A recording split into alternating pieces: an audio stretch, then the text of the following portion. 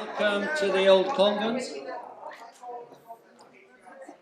This is going to be the first of other events that we'll put on here.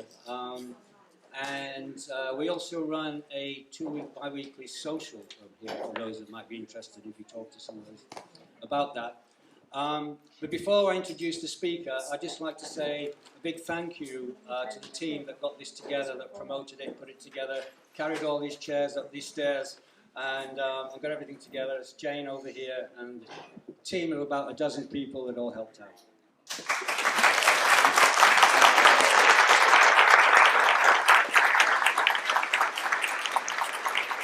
So, I won't keep you waiting any longer to introduce Mark Devlin. It's the first time he's been speaking in Stroud.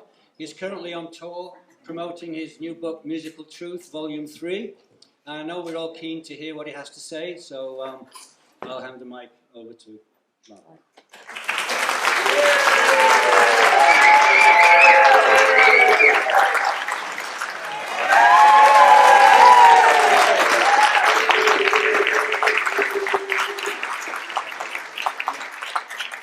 Well, thanks very much. So it is my first time speaking in Stroud, and if I'd been this successful back in the day when I was a DJ, it could all have turned out very different.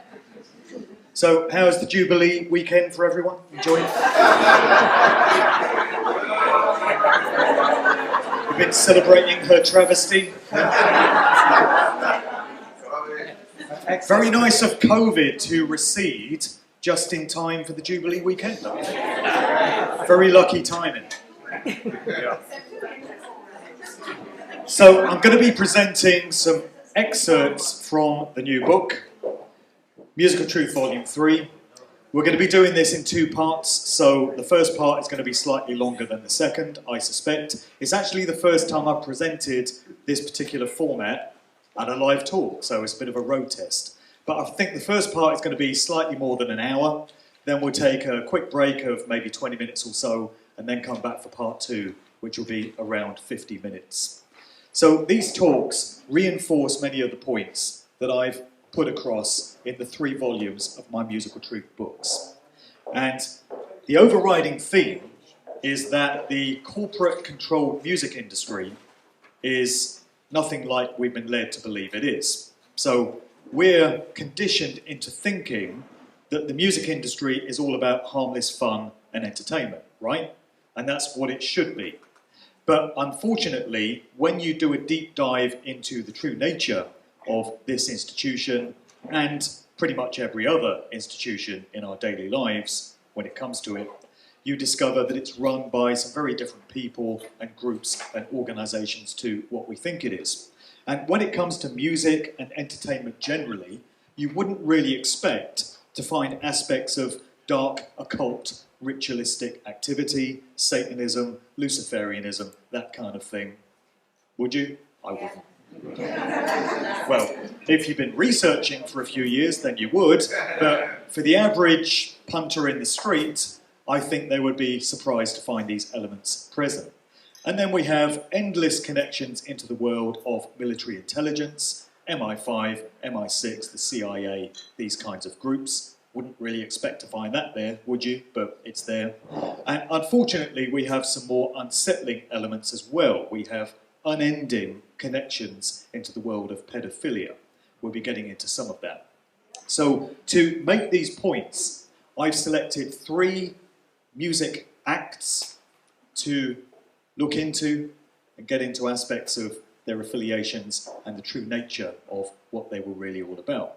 See, that's what it is about my work. I go through acts individually and I destroy people's nostalgic attachments to their youth, you know. So, as I always say, if I haven't got round to your particular group just yet, then bear with me, I will get there eventually. So, the acts I've selected this evening, I won't reveal the second 2, but the first one we're going to look at is arguably the most successful, prolific, and influential groups of all time. We're talking the Beatles. For me, they are the most fascinating group to research. Certainly their story has provided me with endless hours of complete fascination. And they really are a very interesting group to study. So we're going to be getting into some dark occult aspects of the Beatles, and there's plenty to get into. We will be revisiting this particular sleeve as we go on. Here's the Beatles in a very early pose, conducting some sort of seance in a mocking kind of fashion, but it sets the tone nicely for some of the other stuff we'll get into. So a good place to start is usually at the beginning. And when it comes to the Beatles, we can question how it was that the group came to be named in that way. So, from this excerpt in the book, when writing an article for his friend Bill Harry's Merseybeat magazine in 1961, John Lennon stated, "Many people ask, what are the Beatles? Why Beatles? Beatles. How did the name arrive? So we will tell you. It came in a vision. A man appeared on a flaming pie and said unto them, from this day on, you are the Beatles with an A. Thank you, Mr. Man," they said, thanking him. That's a typical Lennon sort of jovial, flippant quote, and it doesn't really tell you much. But many researchers feel that the group would have been named after an entity which was revered in ancient Egyptian culture. And this was a dung beetle, this particular variety of scarab beetle, which was known for rolling its dung into a ball and pushing it across the ground. And to the ancient Egyptians, this symbolized the sun rising in the sky in the east every day and being seen to roll across the sky to sunset in the west. We can see that this particular scarab beetle appears in various engravings from ancient Egypt. But going back to this book, which was put out there by the master occultist Aleister Crowley, and we will be getting into Crowley in a few ways as we go through this presentation. Among his various prolific writings, he had a book called The Winged Beetle. And it's very interesting to me that Paul McCartney was involved in two groups which took their name very loosely from the title of this book. So you had the Beatles, and then later you had Wings, which becomes very interesting. This is the coat of arms, which was put together for the guy that was known as the fifth Beatle, their producer, George Martin, coming out of the aristocracy, a very wealthy family. And within these families, you often find that they get these coat of arms drawn up. This one was done fairly late in George Martin's life. It comes from the 1990s. And interestingly, we have 3 of these scarab beetles in the crest there. And you might ask yourself, why are there only 3 rather than 4? And George Harrison was still alive, so given this was the early 90s, that might provide the answer. But if you get into research involving Paul McCartney, and whether that's the original biological Paul, it might provide a different explanation as to why there are 3 Beatles here and not 4. John Lennon grew up in this particular area of Liverpool, which is full of fascinating road names, such as Druids Cross Road, and it appears as if somebody is doing a sort of horned hand symbol there in the shadow. And then Druidsville Road, a very fascinating part of the city. He grew up on a road called Menlove Avenue, which is a name to conjure with. John Lennon's old man was a sailor, but he was also a budding musician himself, Freddie Lennon. He had a few songs put out, including this one. It was called That's My Life, although it's misspelled on this sleeve as That's My Life. And the most interesting thing about this particular sleeve, for me, is the black and white checkerboard design that we have, which is indicative of Freemasonry. This is a symbol that we find within Freemasonic orders, symbolising duality and the polarisation of light and dark, white and black, good and evil, endless expressions of duality, which we find cropping up in Freemasonry. More of that as we move on. So here we've got the original lineup of the band. The Beatles were a 5-piece, and the original bassist was a lad by the name of Stuart Sutcliffe, who was Scottish. And we also had Pete Best as the original drummer. And so this was what the group looked like in their pre-fame years. This might be a good point to give this a mention, actually, which I got handed earlier today. This is a copy of the poster advertising the Beatles' first gig right here in Stroud. Yeah. This was the subscription rooms, if anyone knows where that venue may have been and what it is now. This particular gig took place on the 31st of March 1962, the Beatles being supported by the Rebel Rousers. It was one of 2 gigs that the Beatles did in Stroud that year.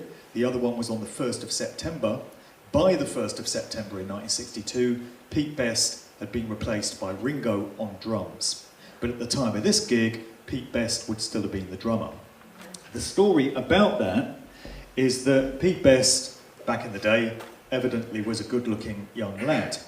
And those that controlled the Beatles wanted the girl fans of the group to be looking at John and Paul as the frontmen and not fixing their gaze on Pete Best on the drums. So they replaced Pete Best with Ringo, problem solved.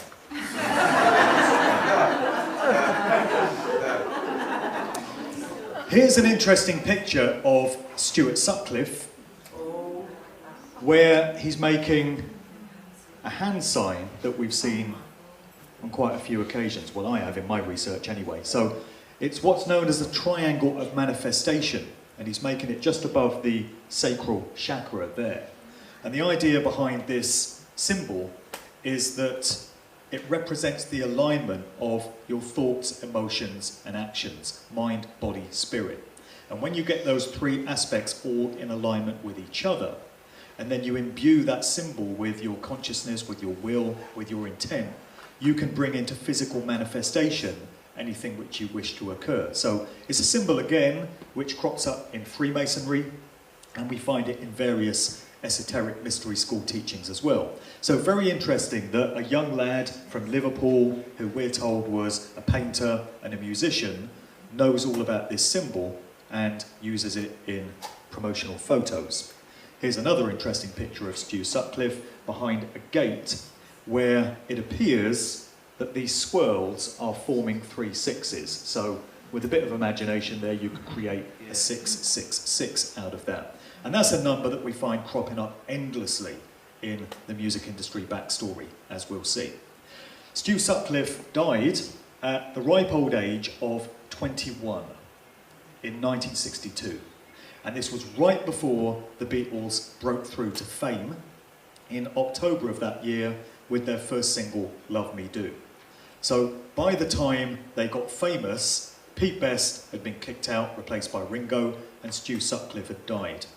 The story about Stu Sutcliffe is that he got a brain aneurysm, which is what finished him off, and there are some accounts of a fight having broken out at a Beatles gig in Liverpool, and Stuart Sutcliffe getting involved in a skirmish, and John Lennon having to rush to his aid. And during this fight, Stu Sutcliffe apparently got kicked in the head and shortly afterwards developed this aneurysm. That's a story that's told by Pauline Sutcliffe, his sister, in her autobiography. And Pete Best seemingly got kicked out of the group because there was a Beatles associate by the name of Neil Aspinall. So there were 2 guys who accompanied the Beatles on all their gigs in those formative years. One was Mel Evans, who was their roadie, and the other was Neil Aspinall, who was a general assistant and just got involved in all aspects of Beatles management.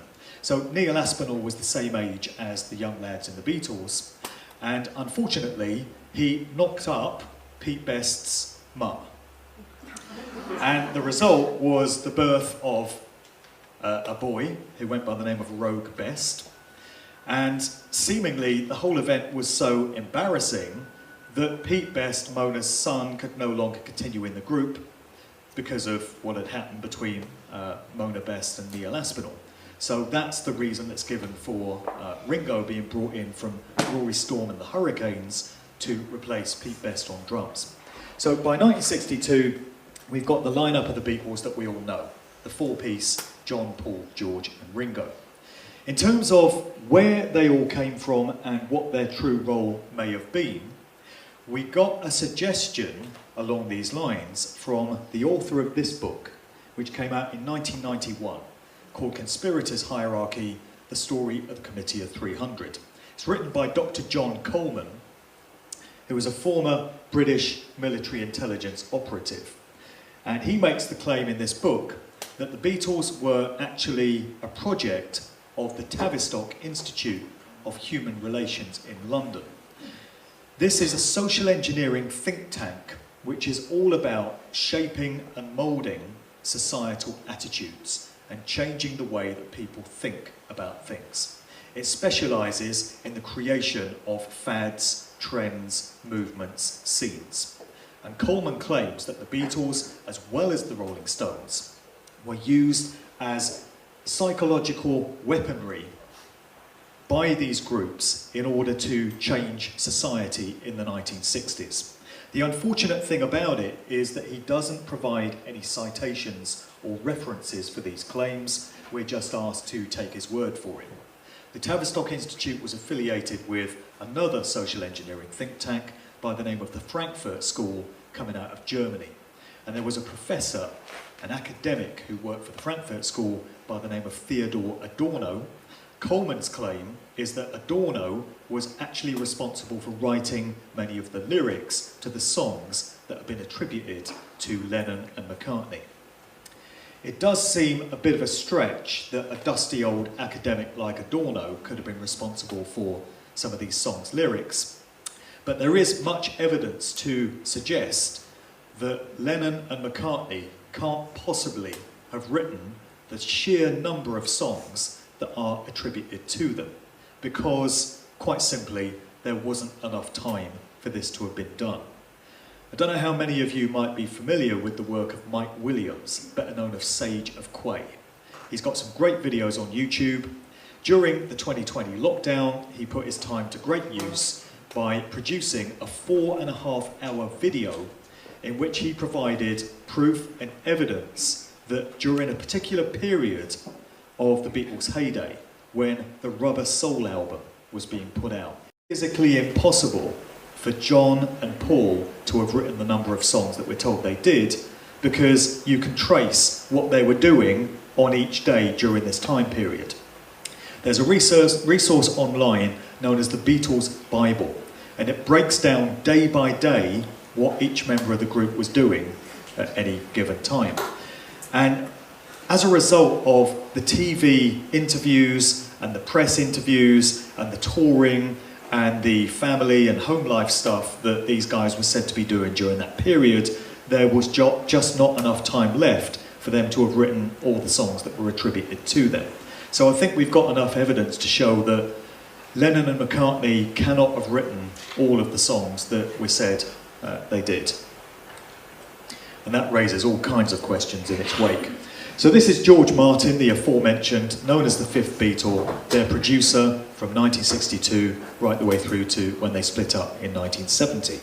And George Martin cut his teeth in the recording game through working for a period at the BBC Radiophonic Workshop for those nice people in that particular institution.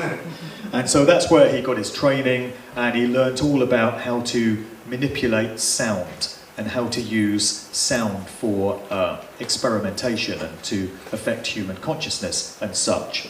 And so in the latter period of the Beatles, where you had some very intricate recordings and you had the orchestras being brought in and all kinds of experimentation with different aspects of sound, that was all occurring at the hand of George Martin. Certainly we can see that the Beatles' whole image and what they were putting forward in their songs changed big time midway through their career. So they got going in 1962 with Love Me Do, and in those early years they were effectively a boy band. They were putting out boy meets girl type love songs. They were innocent, they were not offensive in any way. It was she loves you, I want to hold your hand, please please me, this kind of thing. But by the time we get to 1966, and you get records like Tomorrow Never Knows, which made use of lyrics from the Tibetan Book of the Dead as translated by Dr. Timothy Leary, the acid guru, who was very much a part of the counterculture of the mid to late 1960s, the Beatles' output had changed unrecognisably. And then you had the following year the release of the Sgt. Pepper album, and we're going into Psychedelia, The Summer of Love of 1967, followed up by Magical Mystery Tour, very trippy, very out there, very LSD laden, you can see that this group was being used to shape and mould societal attitudes of the time. So over in California, you had the counterculture scene coming out of America, the flower power era, and you had all those groups that were pushing psychedelia and acid and all this stuff. In Britain, we had the counterculture scene coming out of London. It was pretty much focused on London.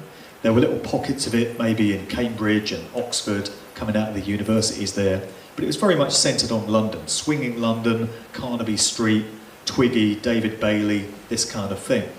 And so the Beatles, along with other groups of the time, such as the Rolling Stones and early Pink Floyd, who, when they first emerged, were pushing psychedelic ideas and psychedelic rock music, as were Status Quo, actually. Before Status Quo settled on the style of music for which they were best known, they were dabbling in acid-laden psychedelia. So you had all these groups, and they were being used to change attitudes towards drugs, towards sex, towards family, towards society. And the whole counterculture scene involved pitting the youthful generation of that time against their parents' generation and the values that they stood for. It was divide and conquer. We've seen this so many times through the ages, and agencies such as Tavistock and Oxford and Cambridge University specialise in shaping and moulding societal attitudes in this way. So the Beatles very much played their role in that, and we can ask ourselves whether that would have been a conscious decision of these four young lads from Liverpool, or whether they would have been manipulated and coerced into making those changes to their music and to their image by unseen forces that were guiding them. We've got some very interesting symbolism to get into when we look at some of the Beatles' album sleeves. So, with the Beatles from 1963, released on the 22nd of March 1963, so it's 322. This is the number of death within the Skull and Bones fraternity coming out of Yale University. It's also the spring equinox, 22nd of March, and it's the beginning of a period which in the occult calendar is known as a 40-day season of sacrifice. So we've got the four lads here with one half of their faces in shadow, leaving one of their eyes showing. So it's one eye symbolism. And we've seen this so many times with so many acts through the ages, it's still being done today. And it's symbolically communicating the idea of embracing one's shadow self, and also the all-seeing eye, the so-called eye of providence and the eye of Horus, the eye of illumination, symbolising the pineal gland, this portal to higher levels of consciousness. So again, we can ask the question, could four young lads from Liverpool who just happened to have made it big, out of all the groups that emerged out of the music clubs in Liverpool at that time, this group, through hard work and good luck and playing a few gigs and writing a few catchy songs, just happened to find themselves this level of success and influence? Is it likely that that would have happened under their own steam, or is it more realistic that that could only have happened with the help of certain unseen forces? And could it be these unseen forces that would have coerced them into embracing this style of symbolism? Because this sleeve is very far from alone. On the Beatles 65 album, we see them posing underneath umbrellas. So umbrellas have been identified as a trigger within MK Ultra style mind control programming. MK Ultra coming out of those nice people at the CIA, you know, who just want to keep us safe and look after us all. Same as MI5 does with us, you know. That's what they're there for. So as well as being a mind control trigger, and we find trauma-based mind control throughout the music industry, as we'll discover as we go through, the word umbrella itself becomes interesting to study. Getting into the etymology, one interpretation of it is late 16th century, it denotes a phantom or a ghost, from the Latin, meaning literally shade, the word umbra, from which we get umbrella. Then we have the sleeve to the Help album from 1965, which accompanied the movie of the same name. And here we have the four Beatles seemingly striking semaphore poses. So this is using bodily poses to communicate certain letters. So you would assume that what's going on here is that they're spelling out the H-E-L-P of the word help. But it turns out that what we actually have is a rendition of what were known as grade signs coming out of the OTO, the Ordo Templi Orientis. This is one of the occult mystery school secret societies which was once held by Aleister Crowley, who crops up like the proverbial bad penny throughout this story.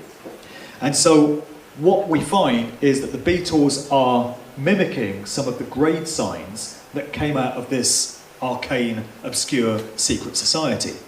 A pertinent question to ask. Dodgy, nefarious affiliations. Here we've got the Beatles hanging out with Jimmy Savile. Jimmy Savile's got his black and white checkered coat there, again symbolising mind control and a symbol coming out of Freemasonry.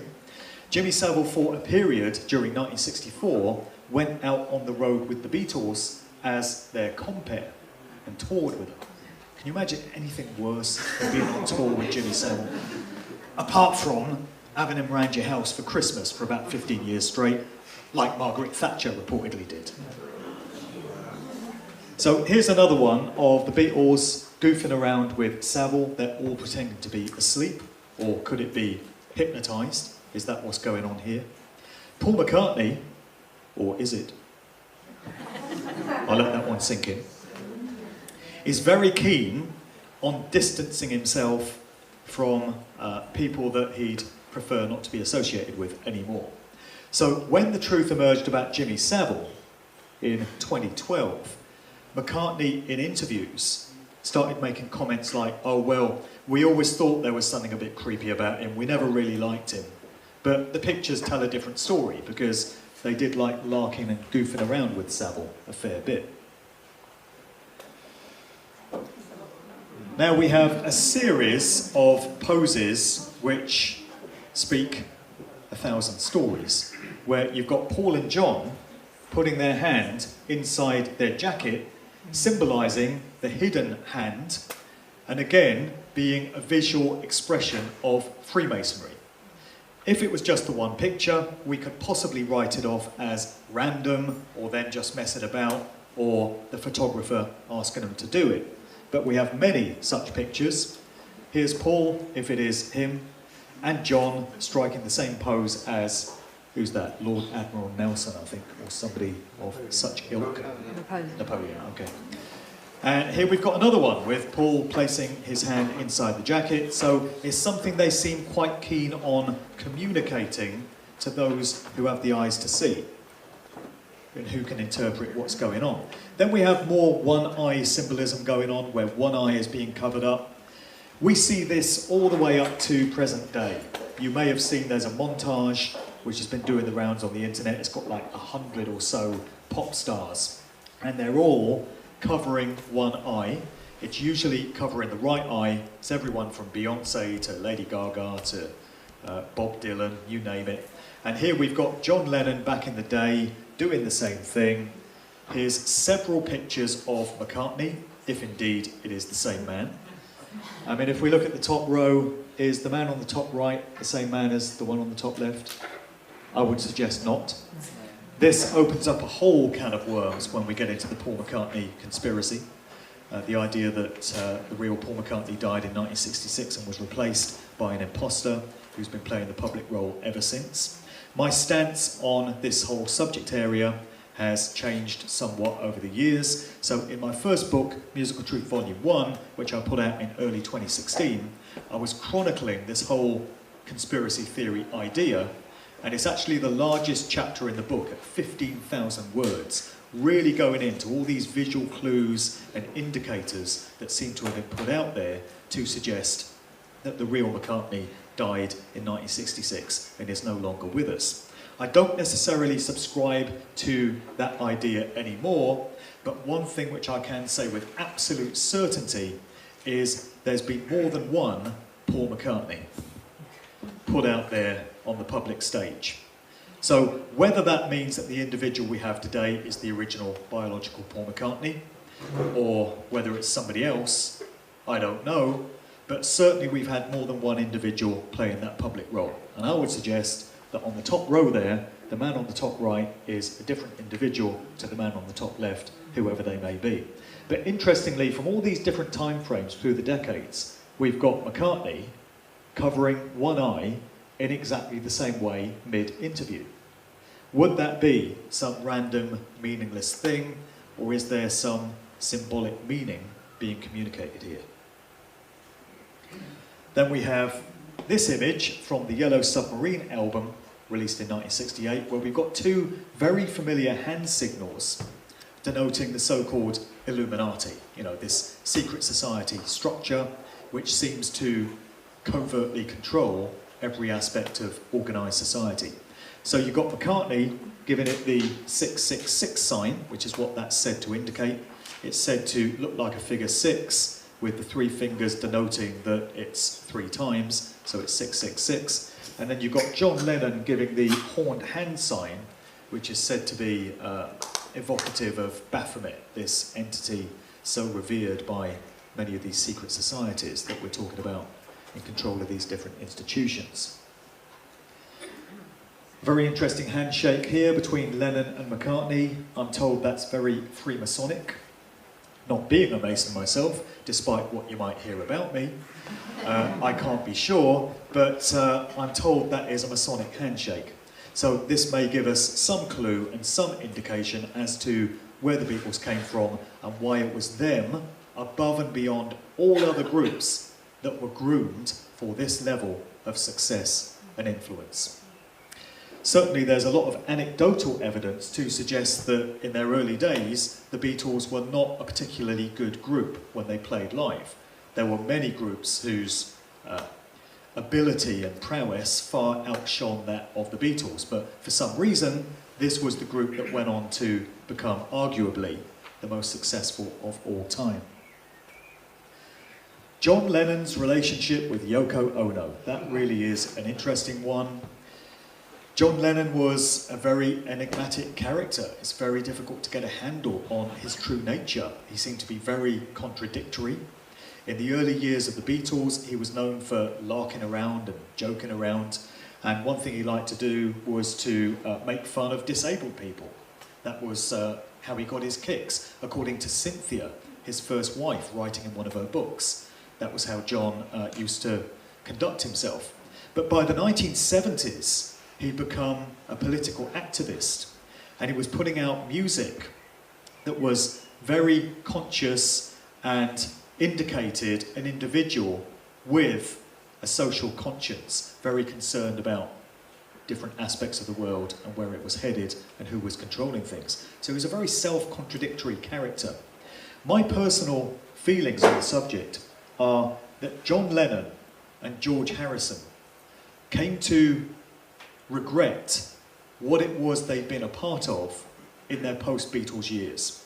So this is consistent with the idea that the Beatles were a social engineering project, and that the members would have known what it was they were involved with, but John and George seemed to be quite troubled by this when they launched their solo careers. So George went down a more spiritual path. He embraced Eastern mysticism, and these themes crept into many of his solo songs, whereas Lennon was very outspoken about the control system, what we might term now the New World Order, and this got into many of his songs. So right about the time that he started to become politically active and socially conscious, Yoko Ono pops up in his world. And many researchers feel that she would have been inserted into his life as some sort of mind control handler. There's some evidence to suggest that John was subject to mind control programming, possibly Paul as well, which we see in so many groups. And Yoko would have been playing the part of his handler. It's a very strange relationship because she was some years older than him. She was born in 1933, John was born in 1940, and John seemed to have some very complicated psychological mother issues. So his mother was killed when he was 14 years old. And she was mown down in a car being driven by an off-duty policeman. You couldn't make it up. Paul McCartney lost his mother to illness in 1956. He was 14 years of age. So the two prominent members of this group both lost their mothers at the same kind of age. So when Yoko came into John's life, she seemed to fulfill that mother archetype within his world. And he even referred to her as mother. That's what he would call her. It's a very strange thing. So there are lots of questions we can ask ourselves about Yoko and where she came from. We get some indication into that when we settle upon a certain town in Rochester County, New York. This is a town by the name of Scarsdale. And it's in Scarsdale that a young Linda Eastman, to give her a maiden name, the real family name was actually Epstein. So we're talking Linda Eastman, who went on to become Linda McCartney, Paul's wife. The real family name was Epstein. They were Lithuanian Jews, and Linda's father, his real name was Leopold Epstein. When he landed in America, he changed his name to Lee Eastman to sound more American and to fit in. So Linda grew up in Scarsdale, attended high school there. Round about the same time, in the 1950s, Yoko Ono's family lands in Scarsdale, New York, and base themselves there. Yoko's mother was descended from the Emperor of Japan. So she's coming out of a Japanese aristocratic bloodline. And often we find it's through the mother's family connections, that we get all these interesting aspects of ancestry. Yoko Ono's father was in charge of a Japanese banking dynasty, and he split his time between working in Japan and America. And when he was in America, he based himself in Scarsdale. So in this small, relatively obscure town that very few people have heard of, we have two women who would go on to become the wives of the two prominent members of arguably the most successful band of all time. Would that occur at the hands of random chance and happenstance, or is there more to know about Scarsdale and what goes on there? The symbolism continues, unfortunately, through John Lennon's sons. So this is Sean Lennon, the son that he had with Yoko, and this is a shot from one of his solo projects where he's got a pyramid hat with an all-seeing eye, the Eye of Horus. And of course, symbolism is not just limited to dark occult applications. Satanists do not have the monopoly on signs and symbols. They are available to be used by anyone, and any degree of consciousness or intent can be imbued into a symbol. But from what we've seen of the corporate-controlled music industry and those that operate it, 9 times out of 10 it's used for great harm and for mind control and for purposes such as this, rather than to uplift and enrich all of humanity. So here we've got Sean rocking these two very familiar so-called Illuminati signs and symbols. And then John's other son, Julian, who he had with his first wife, Cynthia, in one of his solo projects, is given another rendition of this all-seeing eye idea. These are calling cards of those that control these different institutions. So we're back to this rather disturbing sleeve that we started off with, and it's for a 1966 compilation album called Yesterday and Today. So the Beatles appeared for no apparent reason and with no explanation in butcher's smocks, covered with raw meat and with various body parts from dolls all across their bodies. And at the time there was outrage, quite understandably, about this sleeve being put out there. People couldn't understand what was being communicated, and there seemed to be no apparent reason for them having meat and baby body parts all over them. So with the benefit of hindsight and being able to do this nature of research now in this time, we can ask ourselves whether the group may have been clued in on this very disturbing practice of infanticide, the killing of children, of babies, which we're told goes on within these so-called elite circles. Is it possible that they were communicating aspects of this into the subconscious mind of the viewing public back in 1966, at a time when nobody outside of those circles could have been expected to understand what was being communicated here? But now, in these times, through being able to research these subjects, we can maybe put a different slant on things. So this photo shoot was directed by an Australian photographer by the name of Robert Whittaker. There were about 13 shots taken in this particular set. Here's another one where Paul, or whoever it is looking in a trance-like state, as if mind-controlled, the 1,000-yard stare, as it's known. Paul looks skyward like an angel of death. An umbilical cord dangles limply from his wrist. It was very tasty meat, a quote attributed to Paul McCartney, which is an interesting quote to come from one of the world's most famous vegetarians, right? So then that version of Yesterday and Today was withdrawn. It's since become extremely rare. If you look on eBay, you can get an idea of the sort of prices that an original vinyl copy of that album will now fetch. It's in the hundreds of thousands of pounds. So it was then replaced by this sleeve for the same album, which sees Paul sitting inside a casket. Go figure. Of all the group members, why would it be Paul, around whom we have all these rumours of him having died in 1966? This was the very year that this album came out.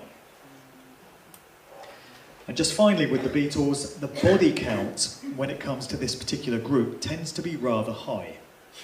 And with every passing year, we get fewer and fewer people who were around in the very early days of that group who can tell you a story or two about where they really came from and how they really got started. So we have Ringo, but he wasn't an original member of the group. He's 81 now. Pete Best, the drummer, the original drummer, is still alive. He's about 80 or 81, but he does very few interviews, and he's never said anything through the years to give any indication that there's anything more to know about the Beatles than the official version of things. Yoko Ono is still around in her late 80s, but I wouldn't expect to get a whole lot of sense out of her. We have May Pang, who was the secretary for John and Yoko for a period in the 1970s, and John ended up having an affair with May Pang with the blessing of his wife, Yoko Ono. This was during John's Lost Weekend period, as it's known, around about 1973-74, when John and Yoko's marriage was hitting a rough patch, and Yoko suggested that John go over to Los Angeles and shack up with May Pang, their secretary, start a sexual affair with her, and go out and do a whole load of drink and drugs with Harry Nilsson and various other people on LA's Sunset Strip. Very understanding and accommodating wife. Don't think mine would see things that way. But that's who May Pang was, so she would doubtless have a story or two to tell, but again, she's been very tight-lipped and she's never revealed anything in interviews that go outside of the official version of things. Left. I mean, if you accept that's the original Paul McCartney, he's still around, but don't expect anything controversial from him.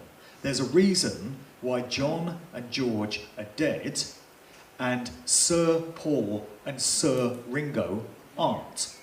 So during the COVID scamdemic, you had Sir Ringo and Sir Paul telling their fans to put on a goon muzzle and do everything your government tells you and stay at home and do everything by Zoom. Just as the government was saying, just as the mainstream media was saying, reinforcing the official message, no problem, no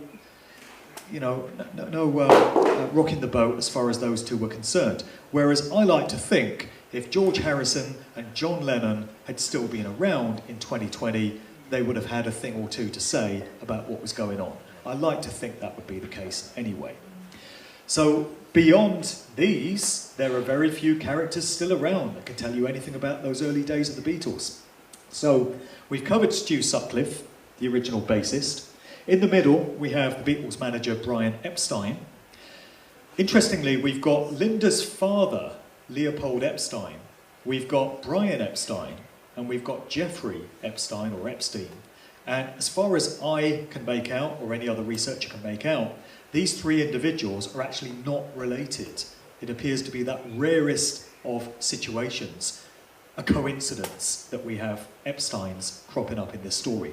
So Brian Epstein put the Beatles on the map, he signed their deal with their record label, but he turned up dead in August 1967 at the age of 32 in some very suspicious circumstances. We're told he took an overdose, but there seems to be more to the story than that.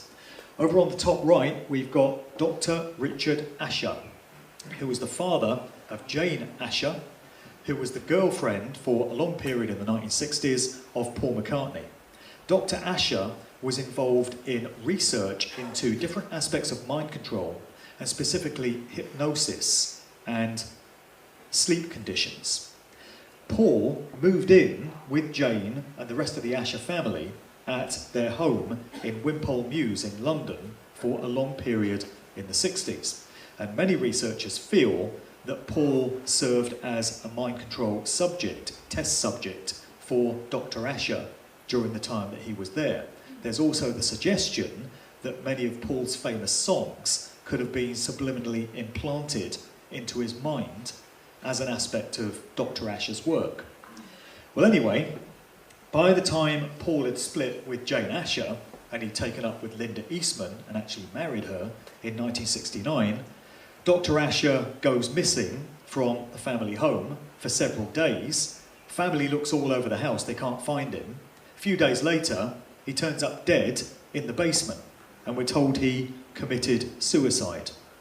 So it's one of very many strange and bizarre deaths that surround this group. Down on the bottom left, we've got Mel Evans, who was the Beatles' roadie and close associate. Mel was all due to publish a biography spilling the beans about his time with the group. The manuscript was all ready. It was due to go to the publishers in very early 1976. On the 5th of January 1976, Mel Evans got shot to death by the LAPD during a skirmish which erupted in his home. And the manuscript mysteriously went missing, never to be seen to this day. Many feel that there was something in there concerning the replacement of Paul McCartney, and that at any cost that would have had to have been covered up. Then we have John Lennon, who was assassinated, we're told, by Mark Chapman on the 8th of December 1980 outside the Dakota Building in New York. There's lots of evidence to suggest that Chapman actually wasn't the assassin, but he was another mind-controlled patsy who'd been programmed and conditioned to take the blame for having shot Lennon, but that actually he was shot by a known CIA assassin going by the name of Jose Perdomo, who was working as the doorman on the Dakota Building on that particular night. Lots more to know about that one. Then George Harrison, who finally died in December of 2001. George was violently attacked inside his home in Friar Park, Henley-on-Thames in December 1999. An intruder by the name of Michael Abram broke into his house, got through an extremely elaborate security system, somehow was able to bypass it. George challenged him on the stairs of their home and got stabbed many times, got rushed to hospital. Shortly after that, he contracted cancer as a result of the attack. He lived for another 2 years, but he died at the end of 2001 at the age of 58. And that's the unfortunate story of the Beatles. Another group, we're going to do a deep dive on this one, then we're going to take our break, and we're going to come back in part 2 with another act. So we're now going into the group that were pitched as the apparent rivals to the Beatles. It's the Rolling Stones And this is a shortened version of a full presentation that I gave at the Questioning History Conference last summer, really going in on the Rolling Stones. So this group was put together by founding member Brian Jones, who we see down here in the foreground with his devil's fork, giving you a little clue, perhaps. So his real name was Lewis Brian Hopkins Jones. The family came out of Wales and they relocated to Cheltenham, just down the road. Earlier today, I passed by one of Brian Jones's former homes. It's now a curry house, I believe. So he put the group together before Mick and Keith and all the others joined. And the mentor to the Rolling Stones was this guy, an individual by the name of Alexis Corner, who was a jazz blues musician, and he worked with Brian Jones to put together the earliest incarnation of the Rolling Stones. Then Mick and Keith were brought in after that. I've got here a little video snippet of Brian Jones speaking in a rare interview. The reason I wanted to play it is because I want you to focus on the way that Brian speaks. It's only a few seconds, so with any luck, this is going to work. Let's face it, the future as a Rolling Stone is very uncertain. My ultimate aim in life was never to be a pop star. I enjoy it,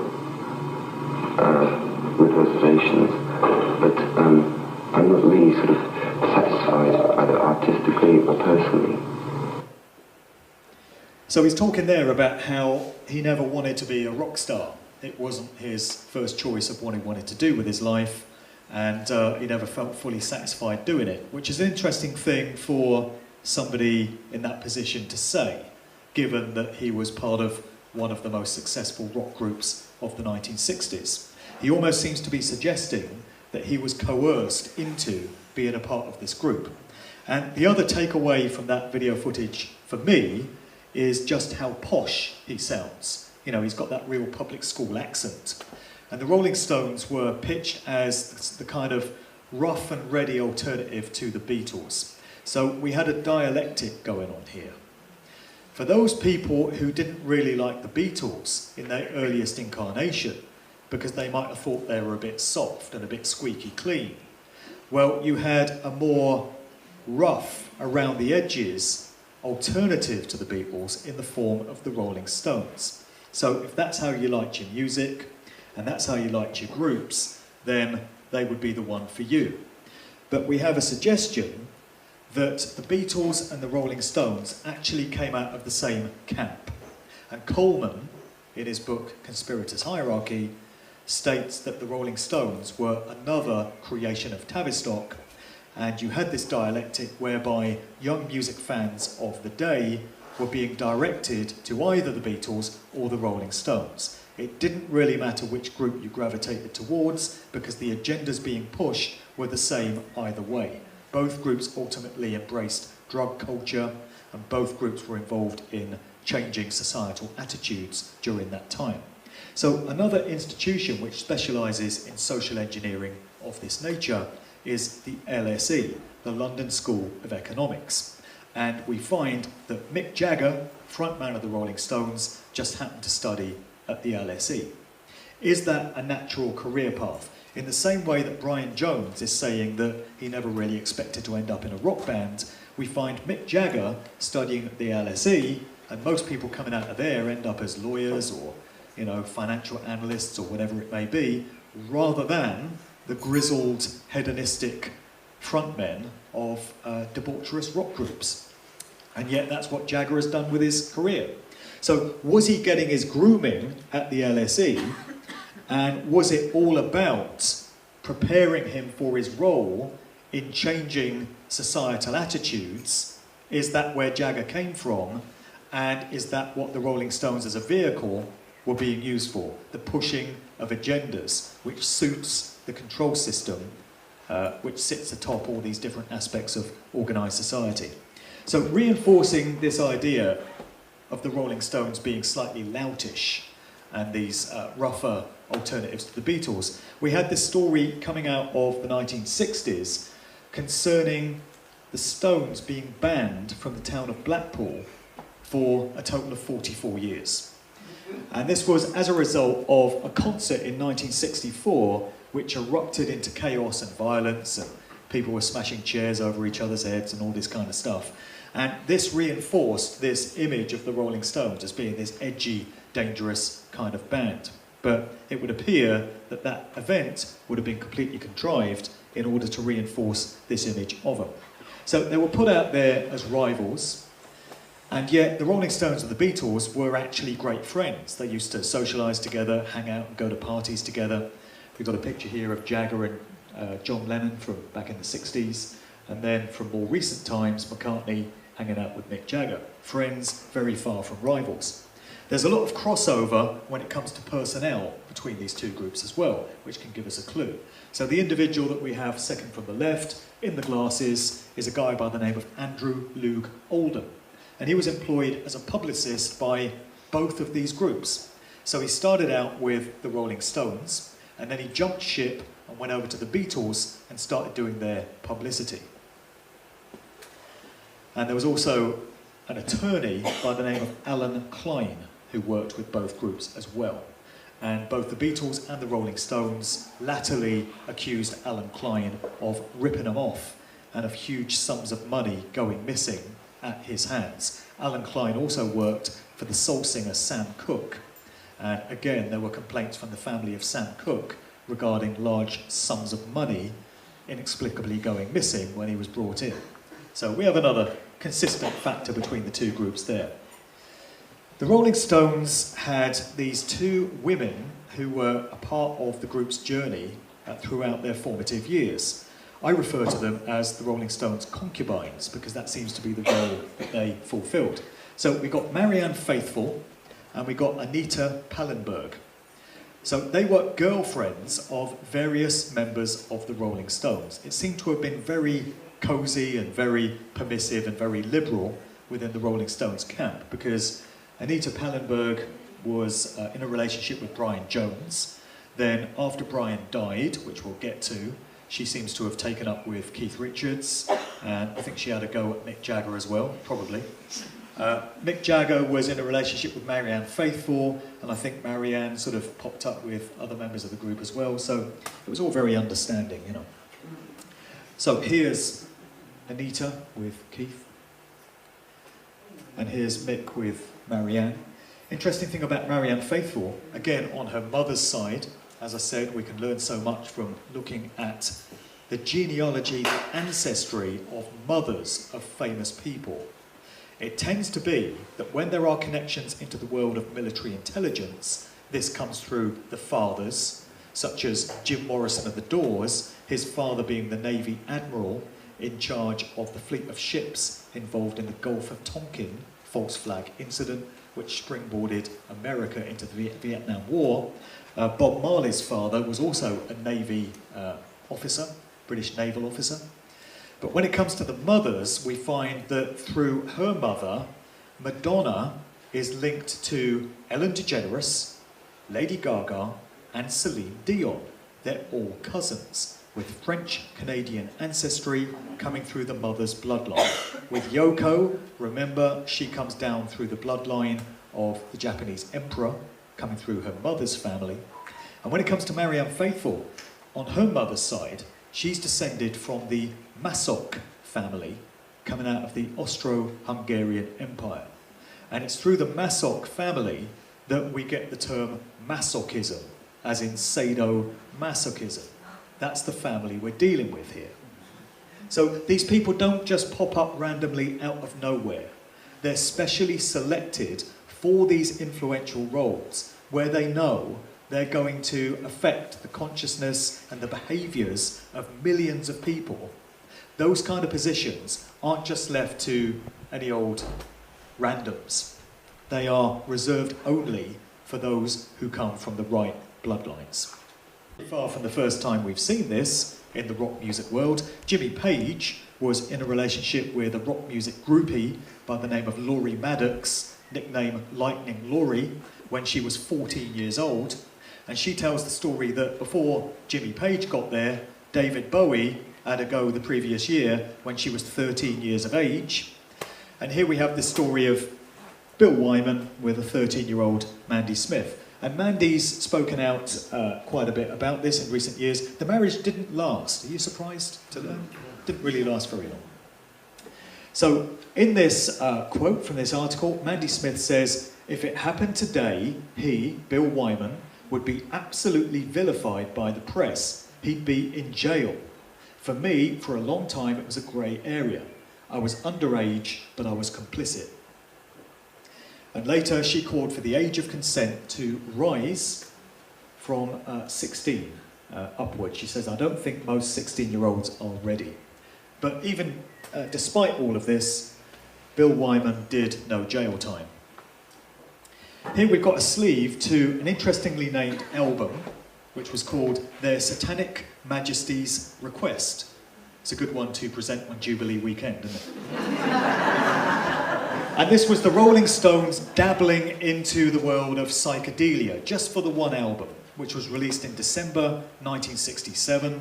This was 6 months after the Beatles had put out their landmark iconic album Sgt. Pepper's in June of '67. So the sleeve to Their Satanic Majesties was a kind of pastiche or an homage to this incredible montage that we had on the sleeve of Sgt. Pepper. But there's something very interesting beyond that. If you do a close analysis of all the imagery in the sleeve of this Rolling Stones album, you find the 4 members of the Beatles embedded within the imagery there. So Paul, George, John and Ringo, there they are. Another indication that these two groups were very far from rivals, up against each other, but were actually in on the whole thing alongside each other. So we've just learnt that's a bit loud, so let me turn that down a bit. Thinking about the Rolling Stones dabbling in dark occultism and ideas of Satanism, is there a particular song that springs to mind? Yeah. Let's take a little look at Sympathy for the Devil.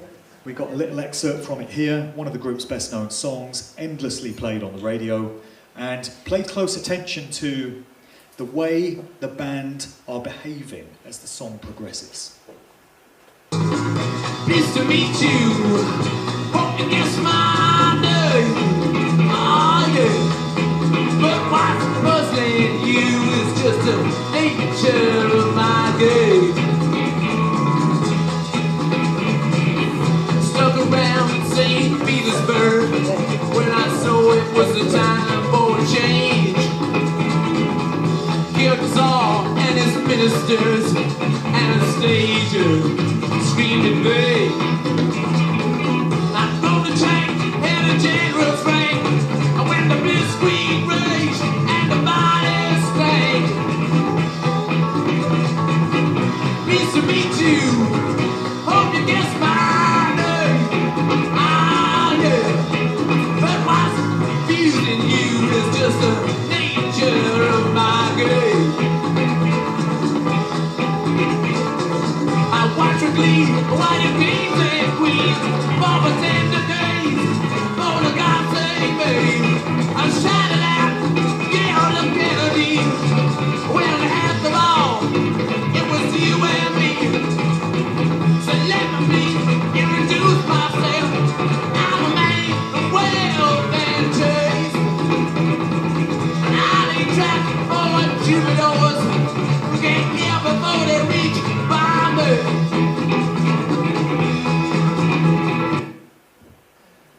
So by that point in their career, Brian had been relegated to playing maracas. That was his role in the group.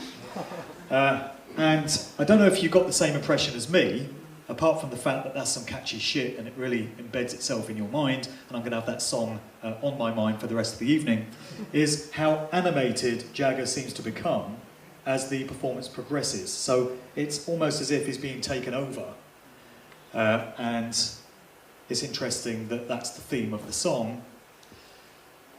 One thing about the lyrics is when that song was being written in 1968, the original line was, I killed Kennedy, referring to JFK, And Jagger tells the story that just as he was putting the song together, the news came in that Bobby Kennedy, his brother, had also been assassinated in June of '68, so he changed the lyric to "I killed the Kennedys." That's the story behind that song.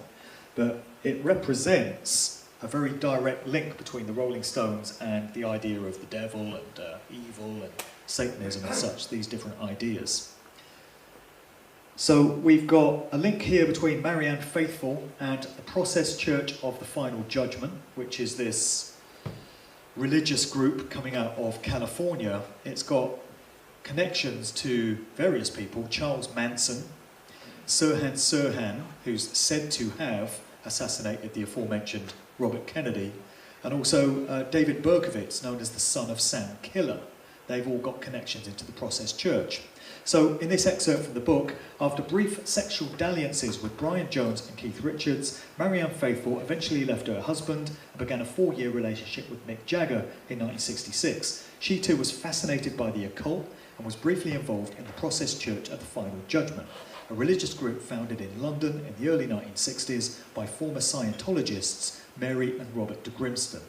In his book Turn Off Your Mind, The Mystic 60s and the Dark Side of the Age of Aquarius, Gary Lachman quotes Faithfull as saying of the Process, "I was attracted to them at first, mostly because they took me seriously when nobody else did. They were very admiring of me. They must have recognised that I've got magic powers."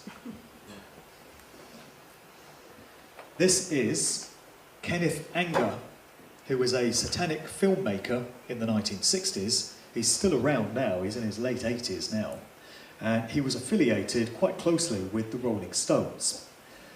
Anger was a student of the works of Aleister Crowley, and what we have here is an image of Kenneth Anger alongside Alfred Kinsey, who was a sexologist, so-called, who came out of the 1960s, was also involved in changing societal attitudes towards sex and family and such. And the pair of them were very much into the works of Crowley. And they're pictured here at the Abbey of Thelema in Sicily, which is where Crowley set up a temple dedicated to his Thelema religious doctrine. So these two are out there paying a pilgrimage and trying to restore this temple for this short film titled Lucifer Rising. And there were 2 different soundtracks which were produced for this movie. Earlier, he put out a short film called Invocation of My Demon Brother, and the soundtrack for this was composed by Mick Jagger on a Moog synthesizer. By the time Lucifer Rising had come out, Kenneth Anger was said to have been in a homosexual relationship with Bobby Beausoleil, who was one of the so-called disciples of Charles Manson. And Bobby Beausoleil was jailed for the murder of a music teacher by the name of Gary Hinman. And in jail, Beausoleil composed the first soundtrack for Kenneth Anger's Lucifer Rising. There was a second soundtrack which was later produced for this film, ready for its re-release, and it was put together by Jimmy Page of Led Zeppelin fame, also an acolyte of Aleister Crowley. What I've got here is a short film piece involving Kenneth Anger being asked about the incident where Jimmy Page put together this soundtrack but was late delivering it and later fell mysteriously ill. So take a listen to it and have a look at Anger's mannerisms and see if this is the kind of guy you'd like to have around your house for a cup of tea.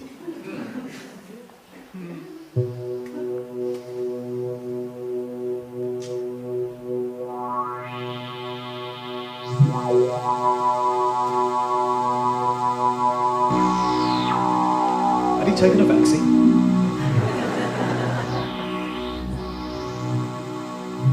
Just one question regarding Jimmy Page. Well, let's go. Did the decline in his guitar playing in 1976 have anything to do with his failure to deliver your soundtrack? No. The reason why he didn't deliver the soundtrack was that he had a problem with heroin, and that was interfering with his work.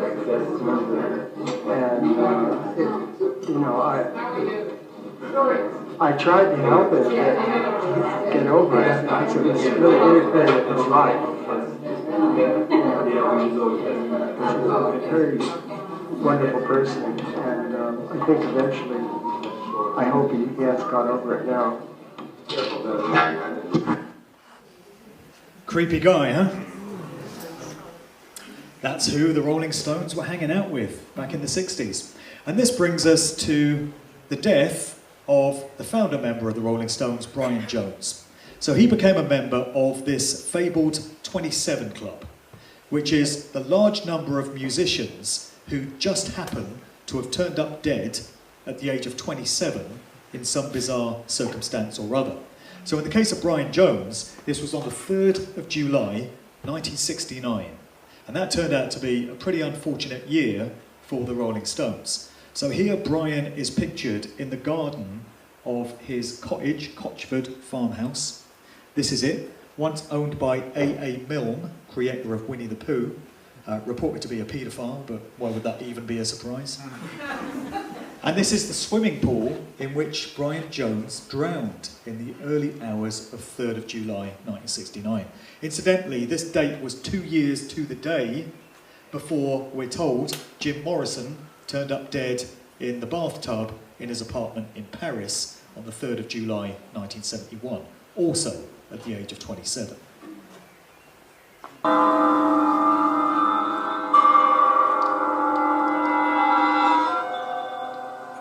About midnight, Jones went for a swim with his Swedish girlfriend, Anna Bolin, and another friend, Mr. Frank Thorogood.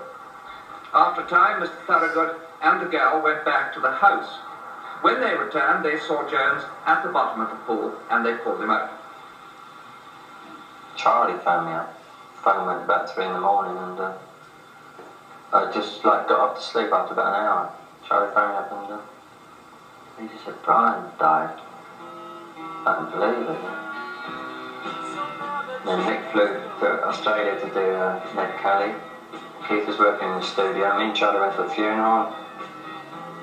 When we drove through Cheltenham, all the streets were packed with people. I've never seen anything like it. It was like a coronation, I think. So just Bill Wyman and Charlie Watts turned up to Brian's funeral just down the road in Cheltenham. The other group members were evidently too busy. Most suspicion for the murder of Brian Jones, if you don't accept that it was an accident, falls on this man, Frank Thorogood, who was a bodyguard for the Rolling Stones for a period, and also he was a builder by trade, and he'd been employed by Brian to undertake some renovation work on the cottage. And some of the people that were present that night have pointed the finger of blame at Frank Thorogood. Thorogood himself died in 1993, but the story did not die with him. In 2013, Thorogood's daughter, Jan Bell, spoke to the UK's Daily Mail, that paragon of truth and virtue, to claim that her father had told her of a vicious row between Jones and other members of the Stones on the day of his death. She'd related this story as part of her report to Sussex police, she said, but the police had decided to take no action on it. It's a surprise, isn't it? Thorogood's claim was that Mick Jagger and Keith Richards had visited the farmhouse to ask Jones to agree to a financial settlement for giving over the name of the Rolling Stones. A row reportedly broke out when Jones refused. According to Thorogood, Richards then drew a knife on Jones in anger. Thorogood is said to have calmed everyone down, after which Jagger and Richards left the property. Within 24 hours, Brian's dead. And then within a few days of that, the Rolling Stones performed their famous free concert in London's Hyde Park with Brian Jones's replacement in place. So they seem to have got over it fairly quickly. As I mentioned, 1969 was a very bad year for the group, and it ended on a sour note on the 6th of December when the Rolling Stones played at the Altamont racetrack in California. This event was captured in the movie Gimme Shelter, and it was notorious because there were 4 members of the audience at that event who died during that concert. It was the Rolling Stones along with various other groups. One young couple died in a drowning accident when their car went into a river. There was also a drugs overdose, but the most notorious death was that of an 18-year-old lad by the name of Meredith Hunter. And he was stabbed to death by Hell's Angels, who'd been hired to do the security at that event while the Rolling Stones were performing. So many people suspect that this was some sort of ritual sacrifice which had been pre-planned. We got some footage from that concert here involving the moment in question.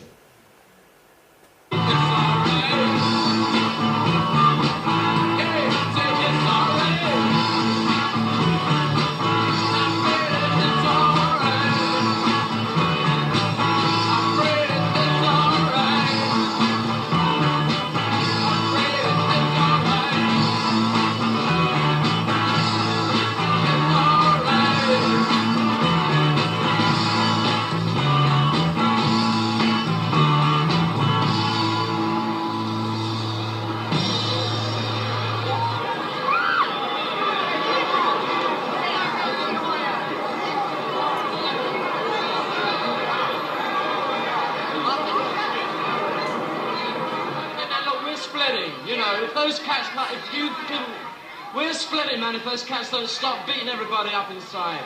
I want them out of the way, man. I don't like unity. The guy's got a gun out there to shoot at the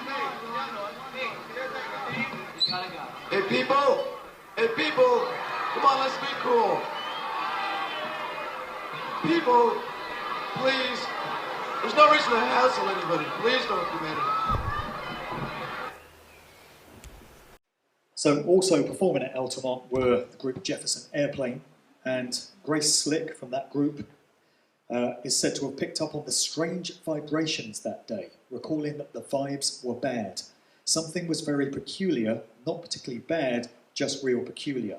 I'd expected the loving vibes of Woodstock, but that wasn't coming at me. This was a whole different thing. That event involving that guy getting stabbed to death got captured on film, and according to some who were present, the young cameraman who captured it just happened to be an individual by the name of George Lucas. Anyone heard of him? He won't go anywhere. Nothing will come of him. So this leads some to suspect that this was some kind of initiation ritual for George Lucas, preparing him for his film career, given that he captured this whole event on celluloid. The name Lucas is said to be derived from Lucifer, incidentally, the light bearer. And bringing things all the way up to 2014, you know, we've gone from 1969 to 2014, nothing really interesting happened in that time, you know. But latterly, Mick Jagger had a girlfriend by the name of Lorraine Scott, who was a fashion designer. She turned up dead, unexpectedly, after reportedly hanging herself with a red silk scarf. And this was during a spate of such deaths that we were getting from the fashion world, Alexander McQueen and Kate Spade and various others. We're told that it was a suicide, but there's lots of suggestions that it was anything but that. She was said to be making plans for the future, she's said to be in good spirits, and not someone that you would expect to be ready to take themselves out of here. So it's another death in the Rolling Stones story, and inevitably it leads to suggestions that it's again some sort of ritual sacrifice connected to Mick Jagger and involving his continued success in the industry. And then would anyone be that surprised to discover from this story Jeffrey Epstein had 301 Britons in his little black book, including Mick Jagger, Tony Blair, and Richard Branson, FBI files reveal. I did hear an anecdote related to Mick Jagger a few years ago, actually. I've got no way of verifying it because it's impossible to prove this, but somebody told me that they once found themselves on a flight in first class, seated next to Mick Jagger. And he'd had a few drinks, so he'd become a bit loose-tongued. And he told this woman, my role has been to degrade morals and debase the consciousness of young people. Apparently that's what he said. This would certainly be consistent with what he was being groomed and trained for during his years at the London School of Economics. And if that anecdote turns out to be valid, then that's what he's been doing ever since. And that is the unfortunate story involving dark occult aspects of the Rolling Stones. Who should we do next?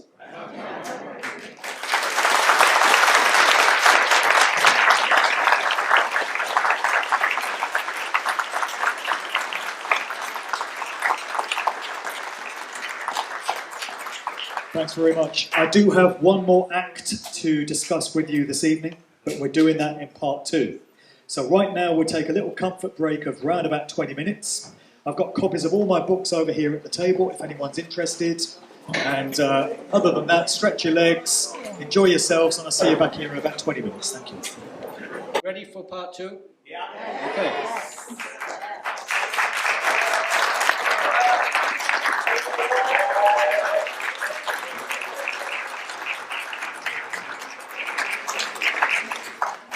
Well, thanks very much. Who should we go in on next? So, just out of interest, by way of a show of hands, how many people here would have considered themselves Beatles fans? Okay, that's about 2/3 of the room, I think. How about the Rolling Stones? Slightly less, not quite half. Okay. So, let's see who we're going to go in on next when it comes to occult aspects of them.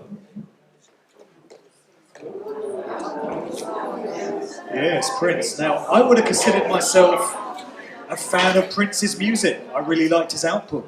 I found the guy fascinating. He's a real genius, born to be a performer. You can't imagine him doing anything else with his life. I can't imagine Prince flipping burgers at McDonald's instead of doing what he did. So let's get into certain aspects of Prince. This was a presentation that I delivered in full for the first time last month at Truth Seekers Northeast in Newcastle. So this is a slightly abridged version of that.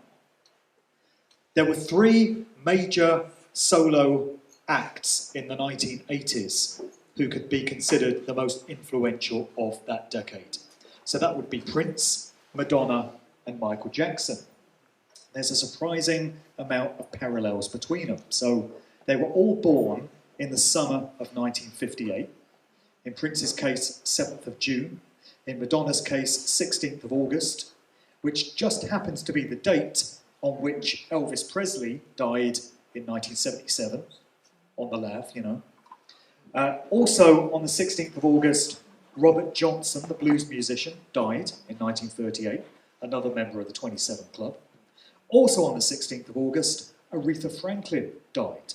So you had the King of Blues, the Queen of Soul, and the King of Rock, all dying on the 16th of August, which just happens to be Madonna's birthday. Interesting. Then Michael Jackson, also born in 1958. Now, all these artists were born in the Midwest region of the United States.